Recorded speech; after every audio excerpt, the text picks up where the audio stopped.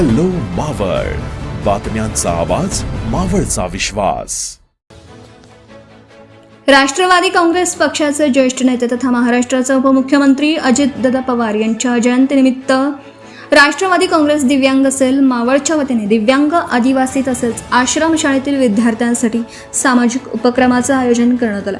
मावळचे आमदार सुनील शेळके, जिल्हाध्यक्ष विठ्ठल शिंदे, तालुकाध्यक्ष गणेश खांडगे आणि महिला अध्यक्षा सुवर्ण राऊत यांच्या मार्गदर्शनाखाली दिव्यांग सेलच्या महिला अध्यक्षा ज्योतिताई भरत राजिवडे यांच्या पुढाकारातून जिल्हा परिषद प्राथमिक शाळा ठाकरवस्ती, तरुणांजली मतिमंद मुलींची शाळा आणि संजीवनी मुलींचं वसतिगृह येथील विद्यार्थ्यांना फळे आणि खाऊचं वाटप करण्यात आलं. यावेळी सौ छायाताई साळुंखे, सौ रेखाताई बेरदे, सौ राजश्री नायकरे, अश्विनी बेंद्रे, सौ जयश्री म्हसे, सुरैया शेठ, सामाजिक कार्यकर्ते भरत नाना राजिवडे, रवींद्र नायकरे, सौ Kalyani Hude, Asavari बुतकर, Dilip Kalokhe, Sunil Kachare, Maruti Kadam, Kishor Khode, Pradeep Bhujbal, sister Olivia Fernandes, sister Lavina Crasta, Albert David, Surekha Kumbhar, Vaishnavi Korphalkar, Sushma Kavale, Pranita Lavale, Varsha Shirsat, Sukeshani Bhosale आदी मान्यवर उपस्थित होते.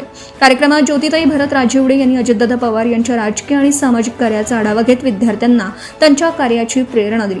समाजातील वंचित घटकांप्रती संवेदनशीलता जपत अशा सामाजिक उपक्रमांमुळे विद्यार्थ्यांच्या चेहऱ्यावर आनंद फुलल्याचं चित्र पाहायला मिळालं.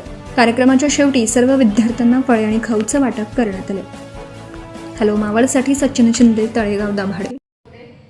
मला माहिती आहे माझं बोलणं काही जास्त लांब नसणारे थोडक्यामध्ये उपस्थित मान्यवर आणि संजीवनी स्कूल.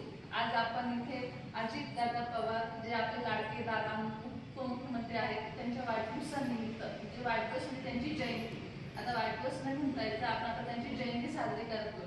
तर त्यांची जयंती साजरी करण्याकरता सगळ्यांनी छोट्या मुलं आणि आमचे हे कार्यकर्ते, दिव्यांग सेलच्या कार्यकर्ते हे इथे उपस्थित आहेत. आज आपल्या तालुक्याचे लोकप्रिय आमदार सुनील अण्णा शेळके, तसेच तालुका अध्यक्ष गणेश खांडगे आणि आमच्या महिला अध्यक्ष सुवर्णताई राऊत यांच्या मार्गदर्शनाखाली आम्ही दिव्यांग सेलकडून हा उपक्रम घेतलाय. आता आम्ही सकाळी पण 2 शाळेत जाऊन आलो.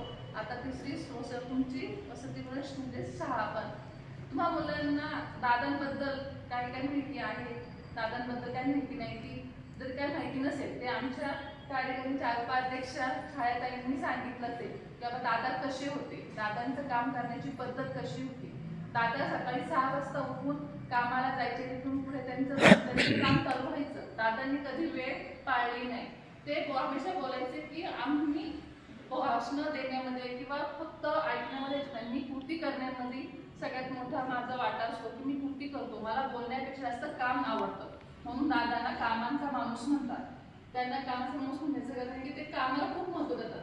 तुम्ही मुली आताच्या पिढीच्या, नवीन पिढीच्या आहेत, तुम्हाला शिक्षणाबद्दल चालले तर तुम्ही त्यांच्या लांब आहे तेच बरे, जास्त जवळ आहे, पण तुम्ही मुलीने स्वतःच्या पायावर उभं राहणं गरजेचं आहे. दादांचं हमेशा असंच असायचं की बाबा प्रत्येक मुलगी, प्रत्येक स्त्री ही सक्षम झाली पाहिजे. त्यांनी मुलगी आणि स्त्री सक्षम होण्यासाठी स्वतःच्या वागणुकीत किंवा स्वतःच्या कपड्यांच्या ह्याच्यामध्ये बदल केला. त्यांनी कधी पिंक कलरचं शर्ट कधी कोणत्या मुलाच्या अंगावर, कोणाच्या अंगावर बघितलं होतं का? पण दादांनी पिंक कलर हा आपल्या मुलींसाठी, आपल्या स्त्रियांसाठी, महिलांसाठी खास करून तो पिंक कलर स्वतःच्या अंगावर चढवला की आपण नाही, तुम्ही महिला सगळ्या सक्षम व्हा. तुम्ही महिलांसाठी आपल्या ज्या लाडकी बहीण योजना दादांनी काढली, त्या लाडकी बहीण योजनेसाठी किंवा तुम्ही सगळ्यांनी कमावून मोठ्या व्हा, चांगल्या सक्षम व्हा.